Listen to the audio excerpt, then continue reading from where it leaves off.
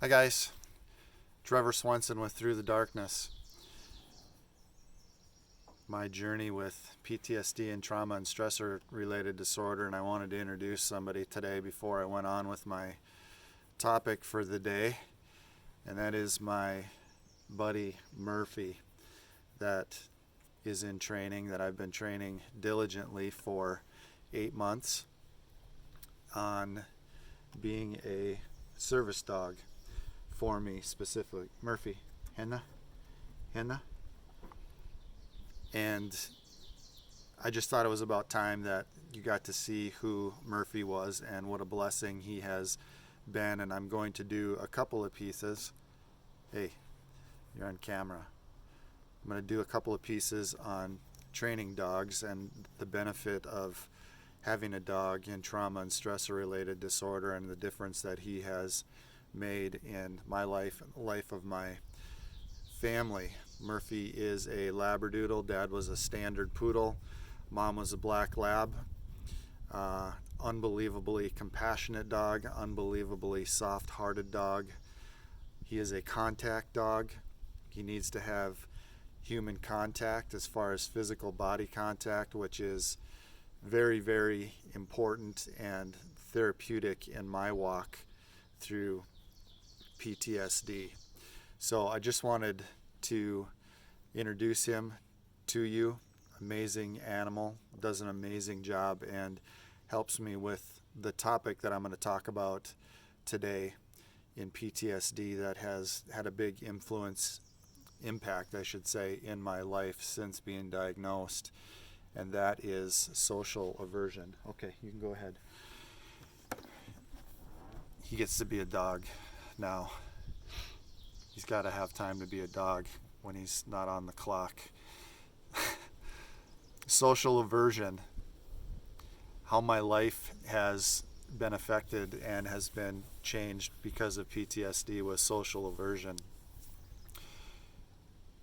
Social aversion has been very difficult, but at the same time, when you're walking through PTSD, social aversion is something that may happen to you. It happened to me, to where isolation is very, very healing, especially isolation in a safe place or a safe environment like I'm in currently. I'm going to talk about safe places and safe people and how healing they have been to me. But I want to talk about social aversion and how it's affected my life. The best way that I can talk about social aversion is first laying the groundwork as to how I used to be and how life was before PTSD.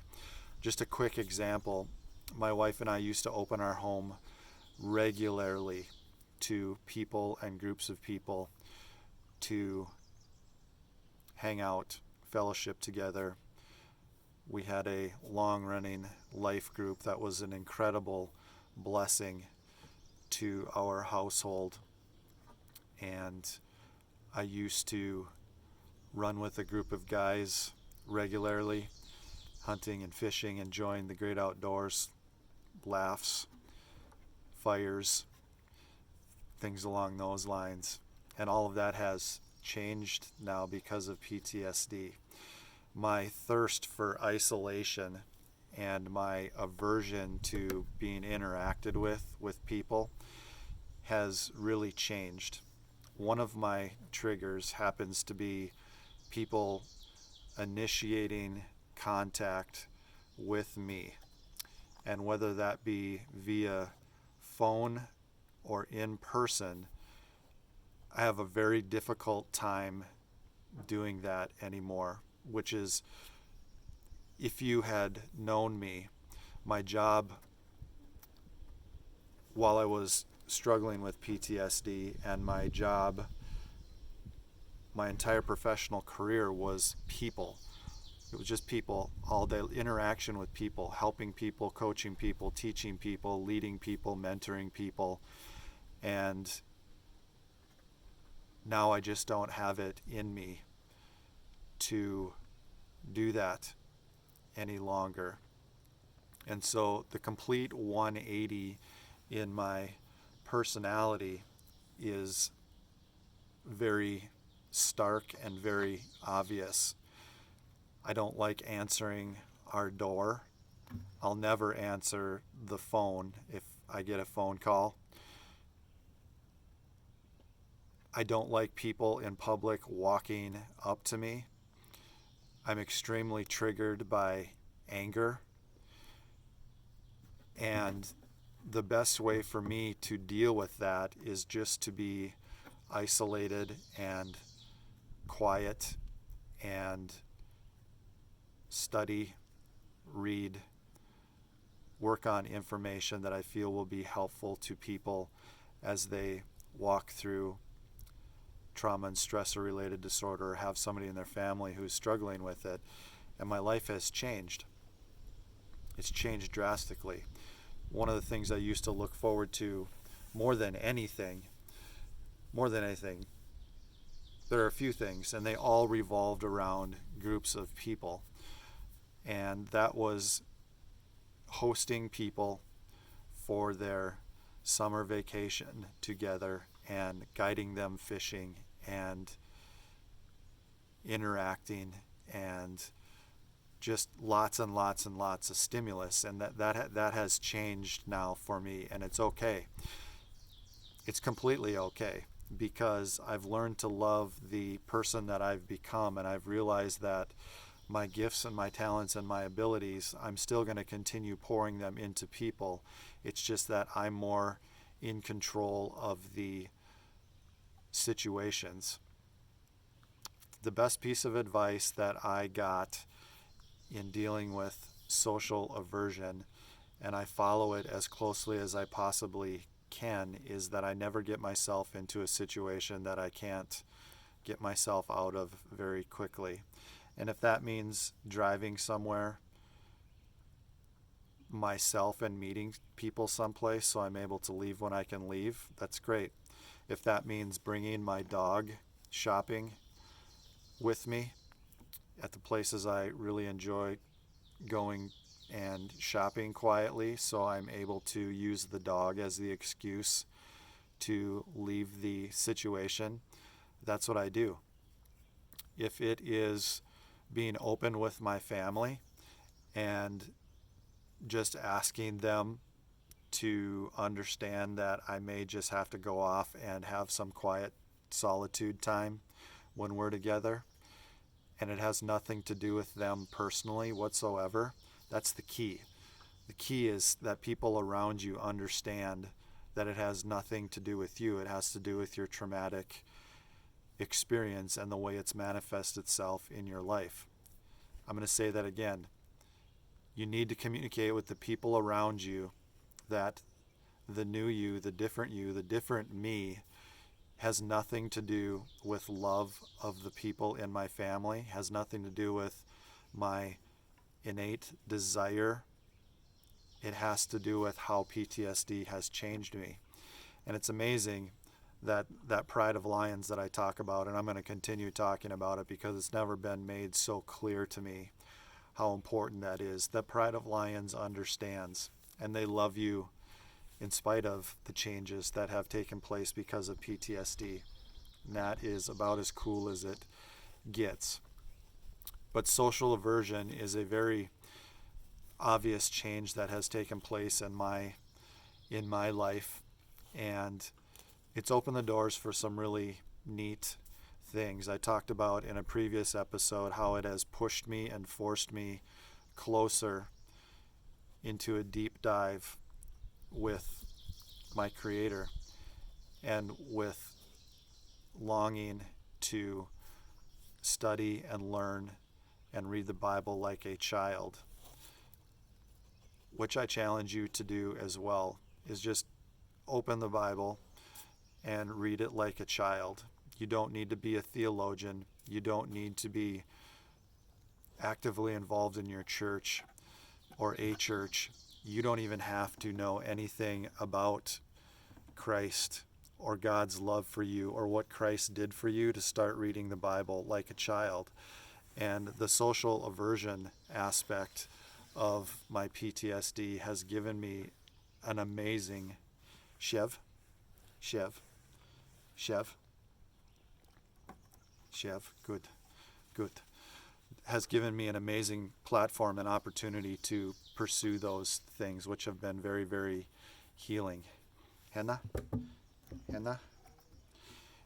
And good things can come from the changes. And my wife and I are recognizing that, well, I will tell you that my marriage to my wife has never been stronger. Never been stronger. And that's in spite of PTSD.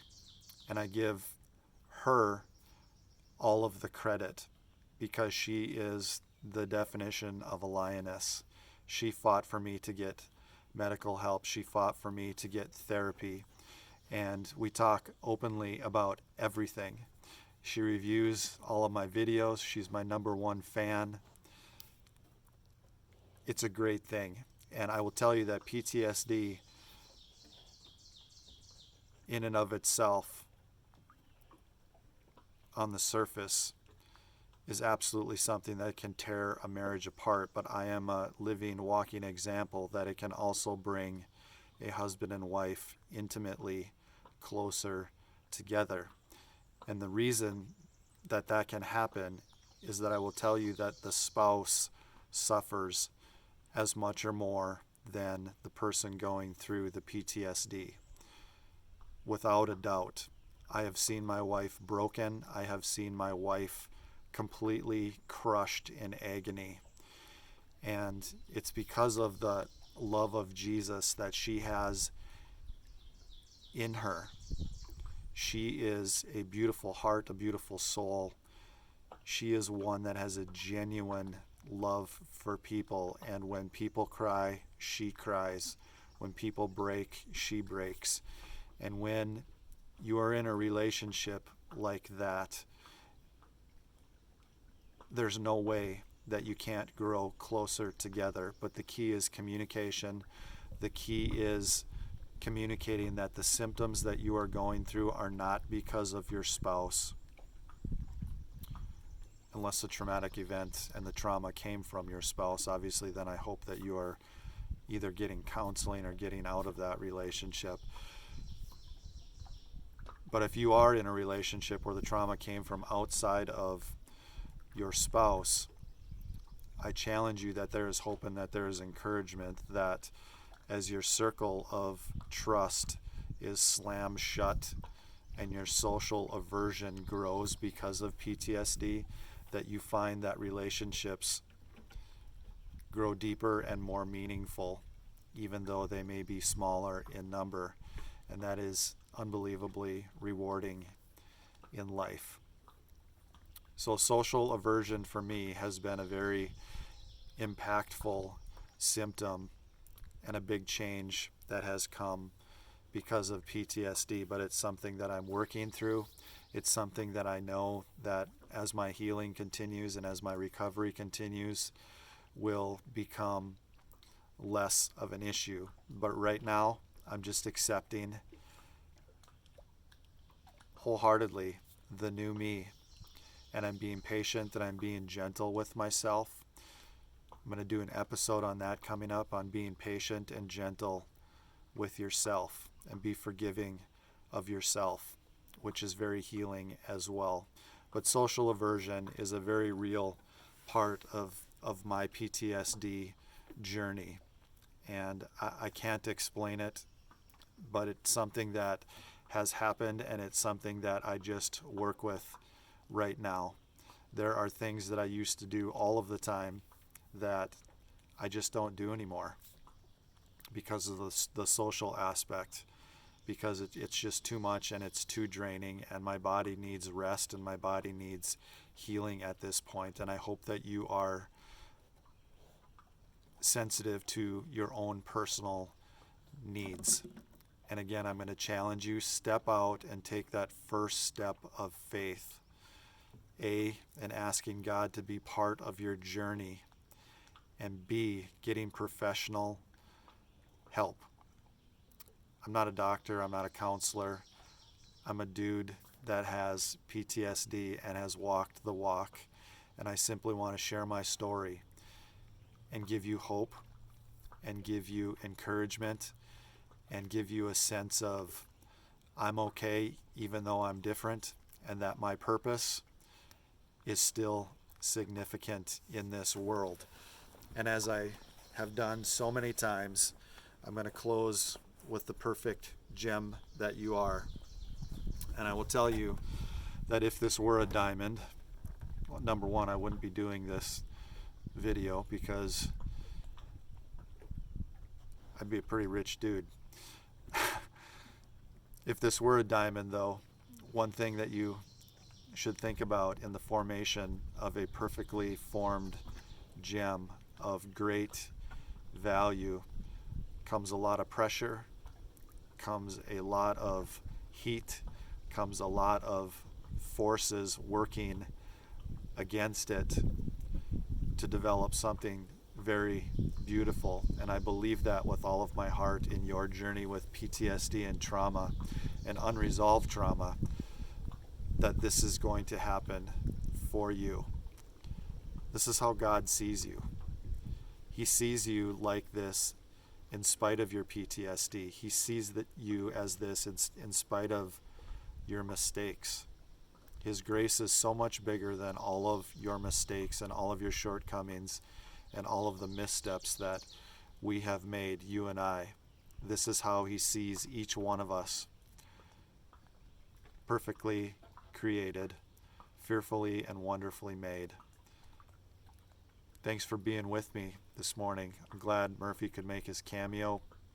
We'll be talking more about dogs in an upcoming episode. Click subscribe. I hope this gave you more understanding through my eyes and through my journey with PTSD. Hit the notification bell.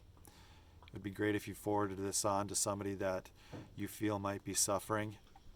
And remember, this is you.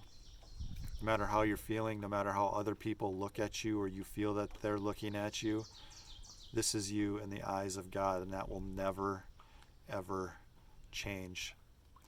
The rest is just stuff that we've got to navigate around and through as we walk through this thing called life together. I can't wait to see you next time. Again, Trevor Swenson with Through the Darkness. Take care and be well.